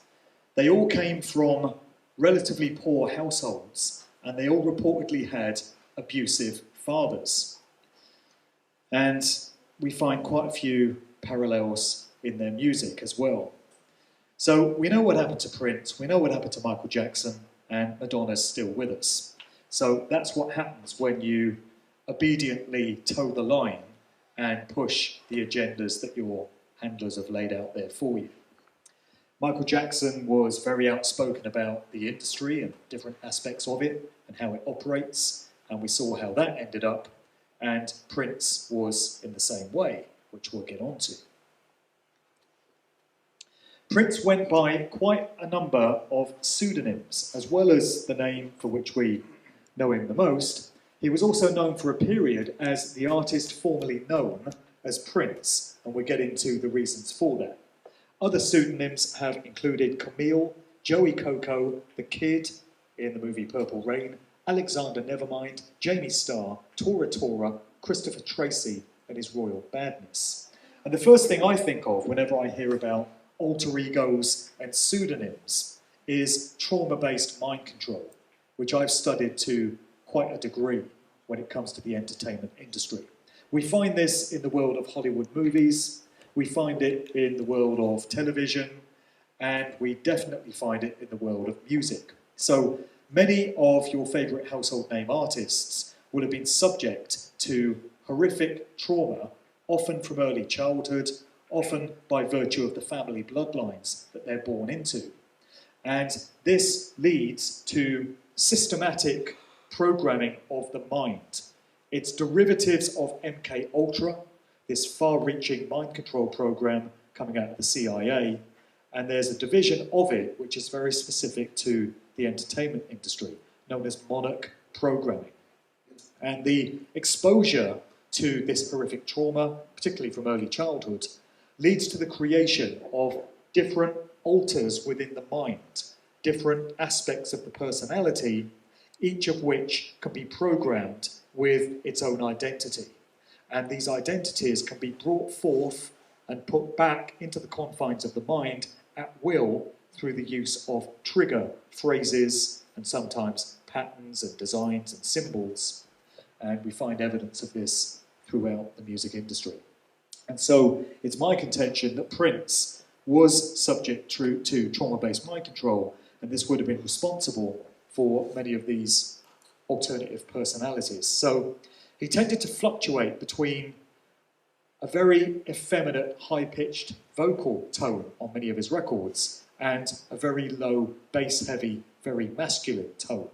And this is indicative, again, of duality. And this is a theme that we find cropping up throughout Prince's canon of work. It was fascinatingly brought to the fore by a guy by the name of Dan Munro, who is from the UK. I first met him when I guested on the Planet X radio show in Liverpool many years ago. And Dan has since located to Australia at pretty much the worst time to be there, so bad timing. But Dan put together an amazing essay on Prince and of many of the themes and the symbolism present in his music and his imagery, which I published in Musical Truth Volume 2. So the main appendix to that book is his analysis of these different aspects to Prince. So he's drawing on this duality, and he's drawing on some of the themes that we see cropping up throughout Prince's work. And this can be demonstrated by going through some of his albums, volume by volume, and looking at some of the songs that we find there. So this is, just for a moment, thinking about this androgynous symbol which Prince used as his official artist name for a period in the 1990s, when he became known as the artist formerly known as Prince. He first asked to be known by this unpronounceable symbol, and this is an excerpt from the Vigilant Citizen website addressing this dynamic. The love symbol appeared on the cover to his 1993 album. Although Prince never fully explained the meaning of this symbol, other than it came to him during meditation, one can easily discern an amalgamation of the male and female symbols crossed by a trumpet-like instrument. It might be a visual representation of his androgynous musical persona. And then from the Illuminati Watcher website, the proprietor Isaac Weishaupt, not his real name, said this: there could be more behind the LGBT movement than just equal rights if you consider the beliefs of the secret history of the occult. They believe that humans were originally androgynous beings and someday will return to this perfected state. We know that there is an attempt at destroying the male-female paradigm in order to usher in the digital matrix hell through transhumanism. So maybe this was one form of early predictive programming sent to us from Warner Brothers under the guise of a staged rebellion from this famous musician. But when we talk about androgyny and a blurring of the genders, and also the concepts of duality, this brings to mind this entity known as Baphomet, so beloved of certain secret societies and ancient mystery schools.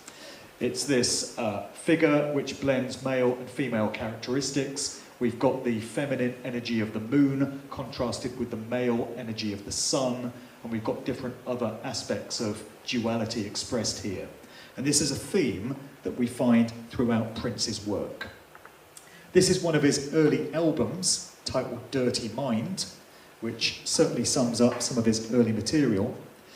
And then by the time we get to 1999, which was his fourth album, we've got some interesting symbolism which starts to creep into his sleeve designs. So we've got an obvious all-seeing eye going on. We've got all kinds of other esoteric and arcane symbology going on there. And if we do a mirror image reversal of this sleeve in line with the tenet of satanic inversion, we live, unfortunately, in a satanically inverted society where if you want to get to the truth of the matter or to what's being communicated, you have to take what you're being offered and flip it on its head 180 degrees in the opposite direction. And when we do that with this sleeve on 1999, we find a 666 appearing alongside a distinctly phallic-looking symbol. In the song 1999, Prince is talking about some kind of cataclysm, some kind of apocalypse which is going to occur. And he's talking about partying like it's 1999. One interesting thing about this is that the song came out in 1982, and the lyrical themes seem to be addressing what came to be known as the Millennium Bug. You might recall that as we got towards the end of the year 1999, there was all this talk about terrible things that were going to happen when the clocks ticked over in electronic equipment from 99 to 00. So there would be no value in those fields, and therefore this equipment, whether it's aircraft or computers, would malfunction, and there would be absolute chaos, planes falling from the skies and all kinds of other madness. Well, the rest of the world caught on to this in 1999, but Prince was addressing it 18 years before the event in the lyrical content of this song. So we have to ask ourselves whether he moved in such circles as to be clued in advance as to what was going to be coming. And he's talking in this song about a necessary cataclysm befalling humanity. And in many of his other songs, he talks about a new dawn, or possibly a golden dawn, arising as a result of this calamity which humanity must undergo. It's a recurring theme throughout his songs. On this album, which was the first one to feature his backing group, The Revolution, it's the first time you see Prince and The Revolution credited, you've got this phrase which crops up in the sleeve notes, "May you live to see the dawn." And this cropped up on several subsequent album sleeves. The album for which Prince is arguably best known would be Purple Rain, released in 1984. This was also a movie of the same name, and the title track from the album was released as a single. On this album, there was a very controversial track called Darling Nikki. And this was typical of Prince's material by this point in his career. It was sexually explicit, and it was lewd and lascivious. It was the type of content for which Prince was best known. Dan Munro, though, in his essay, points out that every time you find a track of this nature on one of Prince's albums, there's another track which will be very reflective, very spiritual, displaying great esoteric knowledge to kind of balance out the lewd and lascivious and sexually promiscuous stuff. So it's almost as if Prince is seeking to redeem himself, to emancipate himself from the sin that he's committed through these other tracks by becoming spiritual and reflective and exploring all these religious themes elsewhere on the same albums. It's another expression of duality, of polarities. So this track, Darling Nikki, saw to it that the introduction of the phrase parental advisory got introduced to albums at that stage in the 1980s. So we're probably all familiar with output that carries a sticker of that nature. It was Tipper Gore, the wife of the politician and career liar Al Gore, who saw to it that parental advisory stickers were introduced. Reportedly, she walked in on their 11-year-old daughter listening to this track, Darling Nikki, and was pretty horrified with what her daughter was being exposed to. So she began that campaign. Now, the interesting thing about Darling Nikki is that although on the face of it, it's sexually explicit, there is, at the end of it, a backmasked message. This is going into the concept of backmasked recordings. And it was a phenomenon which was exploited by groups such as the Beatles, who did it knowingly. They placed subliminal messages into their music, such as in the Run Out Groove to Strawberry Fields Forever, which is supposed to contain a clue pertaining to the replacement of Paul McCartney. And also it occurred at the hands of groups like Led Zeppelin, where I would suggest these messages were finding their way in there without the conscious knowledge of the music makers. There was some other force causing this to happen. So when it comes to this track, Darling Nikki, it's obviously a deliberate backmasked message. And when we listen to it, this is what it sounds like.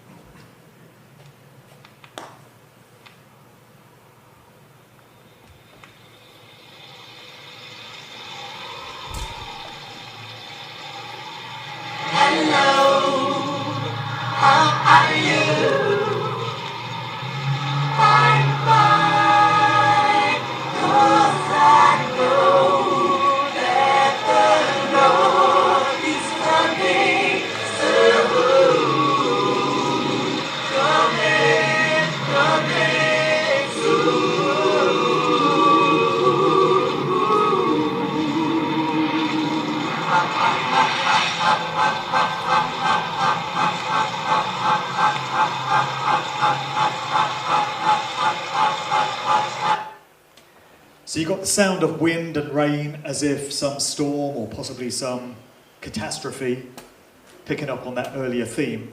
And then you hear Prince saying, "Hello, how are you? I'm fine because I know that the Lord is coming soon, coming soon." So it's these religious, spiritual ideas juxtaposed with these ideas of catastrophe and calamity. The next album, following on from Purple Rain, was 1985's Around the World in a Day. There was an incredible track on this titled The Ladder. And here, Prince is exploring this phenomenon of the internal alchemical process, or what's been termed, in some quarters, the raising of the chrism oil. This is a variation on Kundalini energy, and it's this portal to higher levels of consciousness which occurs when the pineal gland is illuminated as a part of this process. So the ladder is a metaphorical addressing of this internal process of the rising of Kundalini energy or the chrism oil up through the spinal column up into the brain, where this brain chemistry occurs and the pineal gland gets illuminated. So this is incredible esoteric knowledge at the hands of a musician, which again suggests he moved in circles where he had access to this kind of information. He's looking for the ladder. Everyone wants salvation of the soul. The steps you take are no easy road, but the reward is great for those who want to go. By 1987, Prince had put out this album, Blink and You Miss It, literally. It was called The Black Album. Appears to have been modelled on the Beatles' The White Album. And this was very promptly withdrawn from circulation. So it was put out there a few months after his album Sign of the Times. And at Prince's request, this album was withdrawn from the shops very quickly, and it didn't see the light of day again for another 7 years. Warner Brothers, his label, eventually released it in 1994.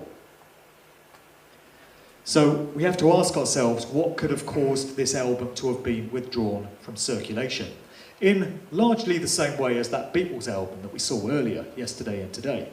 Well, there is a track on the Black Album called Cindy C, and it's said to be all about the supermodel Cindy Crawford, who was big news in the 1980s. But the lyric goes, "Cindy C, play with me, I will pay the usual fee." So there's hints of prostitution or trafficking going on there. "I'll give you 7 sips of elderberry wine. Maybe we'll unlock the secrets of your mind." So the reference to unlocking the secrets of your mind makes me think of, again, mind control, these different alters, these different personalities, which could be unlocked by a handler who knows the trigger. But then we've got this reference to 7 sips of elderberry wine, which could be a reference to something altogether more disturbing, particularly for anyone who's researched the unsettling subject area of adrenochrome. Could this be a knowing reference on the part of Prince to adrenochrome in 1987? Then we have another track from that same album where we have the lyrics, "If your body needs water, keep on dancing because you oughta. Keep the blood flowing down to your feet. Brother Morris will be round in a minute with a bucket filled in it, squirrel meat. The blood real good if you drink it real fast, but the aftertaste just lasts and lasts." So where we have Prince putting out songs which appear to be him seeking redemption or emancipation from things that he's addressed in other songs, could this be the ultimate that he's seeking to redeem himself from? Knowledge of the adrenochrome agenda. We have the 1988 album Love Sexy. The title of Dan Munro's piece was Spooky Electric to Love Sexy. And on this album, we've got Prince embodying 2 personas, again, consistent with ideas of mind control. So Spooky Electric is embodying evil and darkness, whereas Love Sexy is all about the light and love. And you have these 2 entities with Prince stepping into both roles in performance mode, going up against each other. There's a lyric from that album which goes, "I know there is a heaven, I know there is a hell. Listen to me, people, I've got a story to tell. I know there was confusion, lightning all around me. That's when I called his name. Don't you know he found me? No is what Spooky Electric say. It's not okay. But I know love is the only way, till my dying day. No, till my dying day, I'll be okay, because Love Sexy is the one till my day is done." So we move on now to very strange aspects surrounding Prince's death, or what we were told about it. So 2016 was a very unfortunate year for rock musicians. David Bowie is said to have died in January of that year, and at the very end of the year, George Michael is said to have turned up dead in bed on Christmas Day at the age of 53, you know, like you do.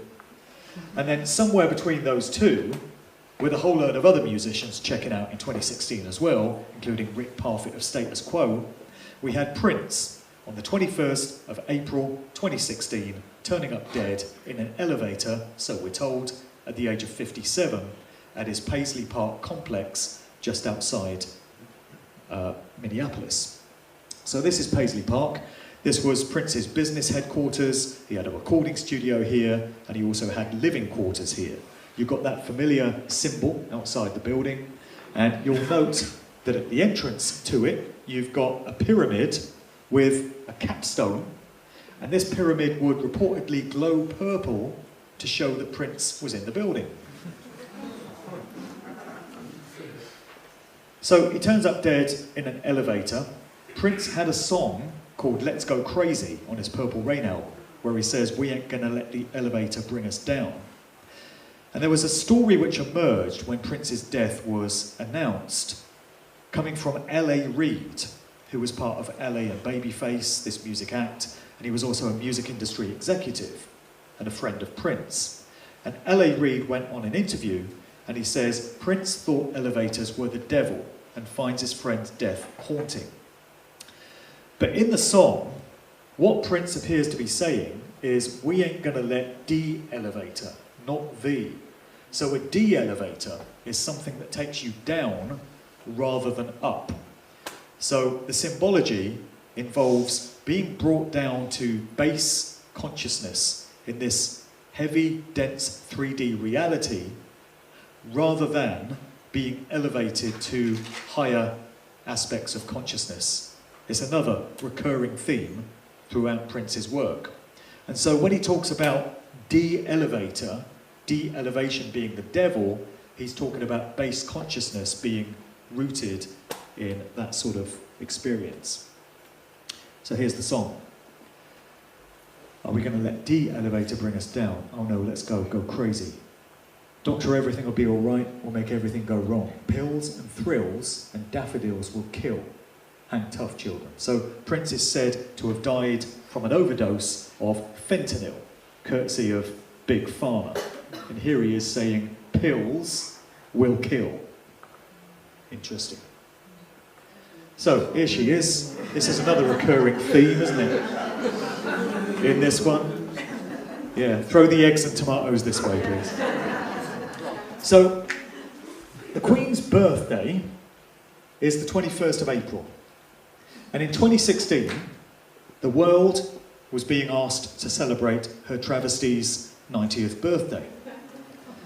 And as part of this event, various monuments around the world were being illuminated in purple, a colour traditionally associated with royalty, including Niagara Falls on the US-Canada border. So right at the time that all this is going on, Prince, an artist heavily associated with the colour purple, just happens to turn up dead. A prince dies while a queen's life is being celebrated. Plenty of symbolism there. And there's more on Niagara Falls. So, by way of coincidence, it was here that the singer Denise Matthews, better known by her stage name of Vanity, went on to become a protege and reportedly a love interest of Prince, and her public image was closely associated with it. Vanity died 2 months before Prince at the age of 57, reportedly of a liver failure resulting from years of drug abuse. The plot thickens when you learn that Vanity's date of death was exactly the same as that of Prince's mother 14 years earlier, 15th of February, and that Prince's father died on the exact same day as Aaliyah, the R&B singer, on the 25th of August 2001. This was 17 days before the events of 9/11, and 17 days was the title of the song which appeared as the B-side to Prince's When Doves Cry. You have to wonder whether this amount of synchronicities or synchromysticism is possible at the hands of human planning. Is it possible for a group of people to sit down at a table and devise all this stuff, or is this only possible at the hands of certain other forces of nature? We then have the title of this single, also released from the Purple Rain album, to consider. So Prince was very fond of substituting numerical figures for letters. So he would often express the word for as the figure 4, and the letter U for the word you. So if we apply a numerical value to the letter U, we find that it's the 21st letter of the alphabet. So then I would die for you becomes I would die for 21, or I would die the 4th month of the year, April, 21st day, 21. I would die 21st April, the exact date on which we're told Prince died. This song, although it was released in 1984, we find out from this information, was recorded on the 3rd of August 1983. So this was 33 years in that Masonic tradition before we're told Prince checked out in 2016.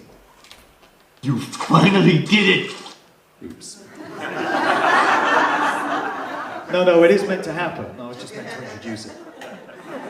So, thinking about the phenomenon of predictive programming, which is where aspects of events which are known to be coming are encoded into works of popular culture. So it could be music videos, it could be TV shows, it could be movies, it could be cartoons. And it gets the public consciousness familiar with something that they're going to be asked to accept in future years. And sometimes the predictive programming happens years or even decades before the event in question. So when it comes to the death of Prince, there was the depiction of this in an episode of The Simpsons. So The Simpsons have previous when it comes to predictive programming. With pretty much every major world event, you could pinpoint an episode of The Simpsons where seemingly they knew it was coming. And so it is with the death of Prince, as we find from this excerpt. You finally did it! You mixed Buzz Cola with the smooth, rich taste of lemon. Unfortunately, there are certain stars who won't do what we want. What's their problem? They're still alive. And then we thought, who's good at killing celebrities? Me! That's right! Homer, would you be willing to acquire some more, accounts for us? Well, you know, it is awfully hot today. No, I'm too cold. Psycho killer, qu'est-ce que c'est?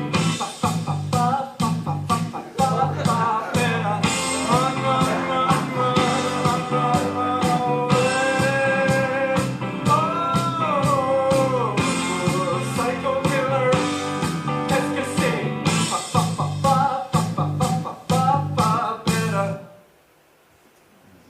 So there it is. If it's in The Simpsons, it must be true. So, was there any kind of motive for Prince being taken out by those who had facilitated his career? Well, it turns out there are plenty of potential motives if that's what we're dealing with here. So Prince became very outspoken about the nature of the music business and the way that record labels treat their artists. He had a lot to say about the restrictive nature of his contract with Warner Brothers, and he sought to win back some artistic autonomy for himself in terms of gaining back control of his own recordings and master tapes and publishing. So here's one quote that he made publicly: "The first step I've taken towards the ultimate goal of emancipation from the chains that bind me to Warner Brothers was to change my name from Prince to the love symbol. Prince is the name that my mother gave me at birth. Warner Brothers took the name, trademarked it, and used it as the main marketing tool to promote all of the music that I wrote. The company owns the name Prince and all related music marketed under Prince. I became merely a pawn used to produce more money for Warner Brothers." As well as becoming critical of the true nature of the music business, Prince also had a few comments to make about other things that go on in society, of the nature that mainstream artists aren't really supposed to talk about, unless it's all part of the script. So he appeared in 2009 on a chat show hosted by Tavis Smiley, where he started talking about some stuff that he'd learnt from Dick Gregory, who was a comedian and political activist going back all the way to the 1960s. And Prince talked about learning about the phenomenon of chemtrails, geoengineering, from Dick Gregory, along with a whole load of other stuff. So let's take a look at the excerpt from this interview. When I saw the State of the Black Union, Dick Gregory really moved me and a lot of my friends. I showed it to everybody that comes over the house, especially white folks, because they need to hear that, you know, so that they know more about all of us. Because what he said affects all of us. He said something that really hit home about this phenomena of chemtrails. And, you know, when I was a kid, I used to see these trails in the sky all the time. And so, oh, that's cool. A jet just went over. And then you started to see a whole bunch of them. And the next thing you know, everybody in your neighborhood was fighting and arguing and you didn't know why. Okay, and you really didn't know why. I mean, everybody was fighting. So he started riffing about the chemtrails. And he started to say things that hit home so hard. And I would recommend that everybody try to get what he said online or wherever and try to get a copy of it and just listen to it.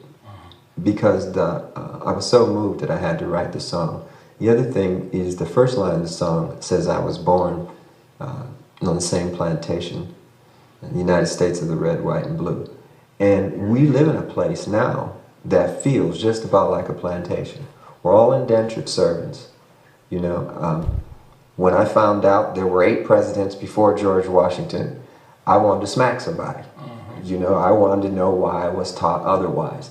Just tell me the whole story. I'll fill in the blanks, but don't tell me something that you think I'm supposed to know. Dick Gregory was involved in the counterculture of the 1960s. So there was an event which really kick-started that whole flower power scene. In San Francisco's Golden Gate Park, it was called the Human Being in January of '67. So you see Dick Gregory on the bill for that.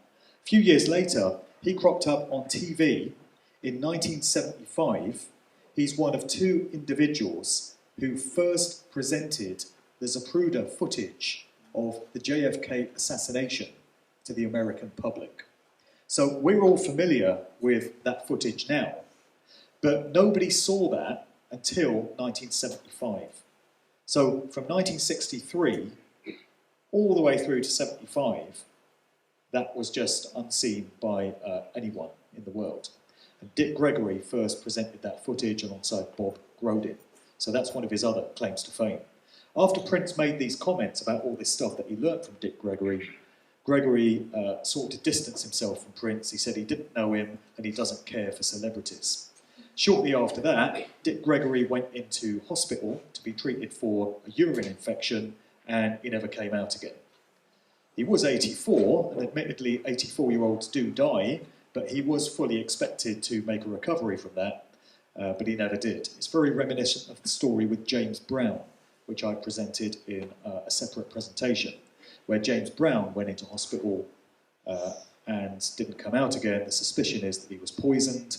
This was on Christmas Day 2006. That was 10 years to the day before George Michael turned up dead in bed on Christmas Day of 2016. So back to Prince, he's just a world of contradictions and a world of duality. Once again, you know, in this TV interview, he's wearing black and white, so we've got more of that duality going on. And he was very fond of flashing these so-called Illuminati symbols. So he's doing the same triangle of manifestation that we saw Stuart Sutcliffe of the Beatles doing several decades before. And he's also got his hat tilted over one eye, so you've got the one eye evocation going on there as well. So was he a good guy? Was he a bad guy? Was he a little bit of both? Was he deeply entrenched in some very unsavoury stuff that goes on? Or was he trying to warn us in his own way? Or was his death in some way faked, as some suspect it was? I gotta go back to America. I gotta go get ready for the bomb. I'm gonna get out, getting ready to bomb. I'm gonna get out, getting ready to bomb. Better watch out. So that is an excerpt from a concert which Prince performed in December of 1998 in Utrecht in the Netherlands. He ends the show by saying, "Got to get back to America, Osama bin Laden's getting ready to bomb." This was a little less than 3 years before the events of September 11th, 2001, which would be pinned on Osama bin Laden. He didn't do it, but the important thing is that people were asked to believe that he did. And then he adds to that by saying 2001 hit me. So this, again, would hint at advanced knowledge on the part of Prince as to what was going to be coming. He seems to have been clued in on the fact that something was going to happen in 2001 and Osama bin Laden was going to be blamed for it. So again, it raises the question of whether he was trying to warn us or whether he was knowingly complicit in the entire agenda. One last thing to leave you with. This is again from the Black album. This is from the Love Sexy album, Spooky Electric. Call People magazine, Rolling Stone, call you next of kin, because your ass is gone. He got a 57 mag with the price tag still on the side, cousin. Because when Spooky say dead, you better say died. He's got a 57 mag. What age was Prince when we're told he turned up dead in that elevator again? That would be 57. So obviously, a lot of the material that I presented this evening is very dark and devastating in nature. And inevitably, this style of research is going to lead to those kind of results. And joking aside, it does bring me no joy to have to reveal this kind of information about acts who are much loved by so many people. Everyone's got personal heroes, everyone's got role models, everyone's got public figures that they look up to. It's been that way with me. In my case, it was DJs for the most part. But the truth is the truth, and I don't think any of us would have ventured out this evening if we weren't interested in uncovering the truth about the music industry and all these other institutions, all these other expressions of organised society. And one very positive thing is simply the fact that we're now able to uncover information of this nature. And we can consider ourselves quite privileged in being the first generation that's been able to discover all this stuff. Because most of it has been the domain only of very exclusive secret society fraternities. And only those deemed worthy of this kind of knowledge, those sort of initiates, have been privy to this sort of information. But now anyone can research this stuff thanks to the abundance of information that's out there. And the cat is out of the bag and it's not going back in anytime soon. So once this information gets out, it's not going anywhere. There's only one direction things are going to move in. And we're finding this stuff out about so many different areas of our lives, not just how the music industry operates, but how the world of politics operates, the true nature of money, of finance, the true nature of history and geopolitics, every other aspect of our lives. And I don't think it was the plan of those who consider themselves the rulers of organised society for the likes of us to gain access to this kind of information. So I see that as a very positive thing. And I see my personal role, my personal contribution to be bringing information of this nature to the table. This is my individual contribution. So I know a lot about this stuff. I don't know a lot about politics and finance and medicine and all the rest of it. But that's okay, because there's plenty of other experts and whistleblowers and insiders who do. And they're bringing their individual pieces of the puzzle to the table. And together, we can put all those individual pieces together and get the big picture of what's going on. That process is well underway, and it's only going to continue. And so we can draw great positivity from the fact that it's all moving in that direction. And as long as we continue to do whatever we can to keep that process moving forward, we're soon going to expose all this darkness and all these lies and all these deceptions that have had such a hold over us all throughout our lives, to the point that the mind control and the trickery and the propaganda is never again going to work. That's a very positive thing in my view. Thanks for listening.